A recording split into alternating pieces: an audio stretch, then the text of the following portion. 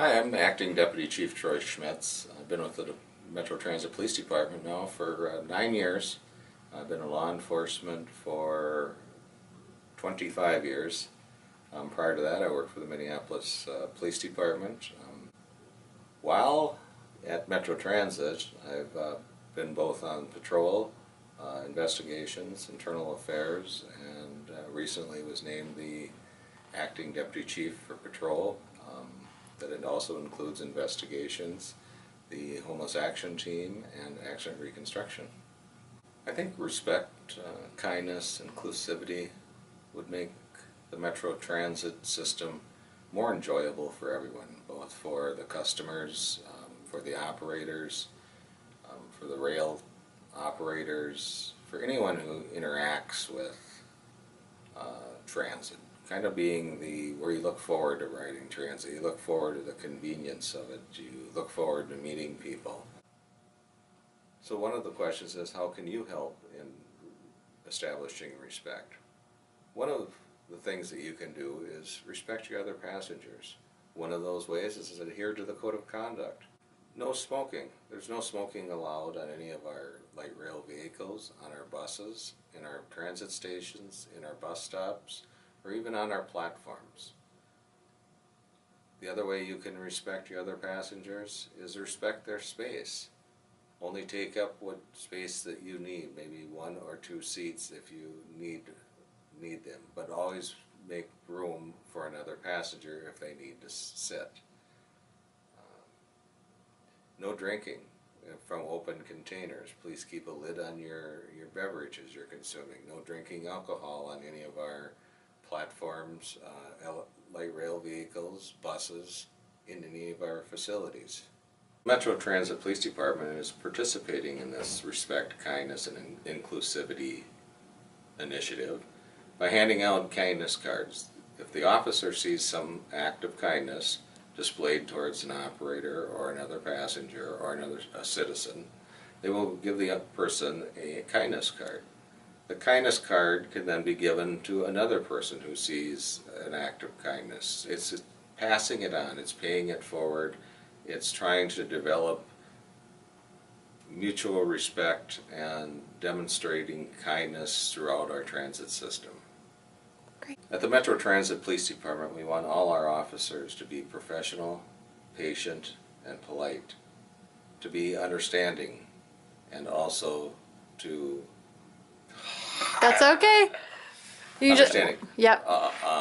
And also to be approachable, because we realize that we're all part of the transit community and we're all part of the bigger metropolitan community. When an officer steps onto the bus, they could be responding to a 911 call, they could be responding to a text for safety incident, they could be responding to the operator calling them, asking them to assist with the passenger. They also might be getting on for community policing. They might just be getting on to check on the passengers, check on the operator, see how their day is going, and see if there's anything that they can provide for them. When the officer steps on the bus in response to, say, a text for safety call, the best thing that you can do for them is provide a good description. Just describe what the suspect looked like, what they were doing, what bus they were on, anything that would allow that officer to picture what had gone on. Because you must remember that the officer wasn't there and needs to have as much information as they can, and that's going to come from you who was there at the time of the incident.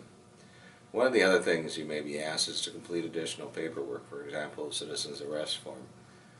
We ask that you help us in doing that, because a lot of times the person can't be cited or they can't be arrested for a misdemeanor that didn't occur in the officer's presence. So we often then ask for a citizen's arrest form to be completed. Remember, is not all offensive behavior rises to the level of criminal prosecution where the officer can arrest or cite the person. And that's just not that the officer doesn't want to do anything, but because of the way the state statute is or the ordinance, they may not be able to make an immediate arrest. So even though an arrest may not take place or a citation may not be issued, we still use that information at the Metro Transit Police Department. One of the things that we look at is there a pattern of behavior? Is there a location where this is occurring, a time of day where this type of behavior is occurring? And are we able then to move some of our resources to that area to address some of these issues that our customers are bringing forward? So even though your report may not end up in a criminal prosecution or a citation, the information you provide is still important for us so that we can increase our presence in the area and then also make it a better ride for everyone involved. But no matter what they're responding to, their basic job is to provide a safe, secure environment for the passengers and the bus operator, and to make sure everybody can enjoy their ride. I'd like to thank everyone who does their part in making our transit system better through kindness, respect, and inclusivity.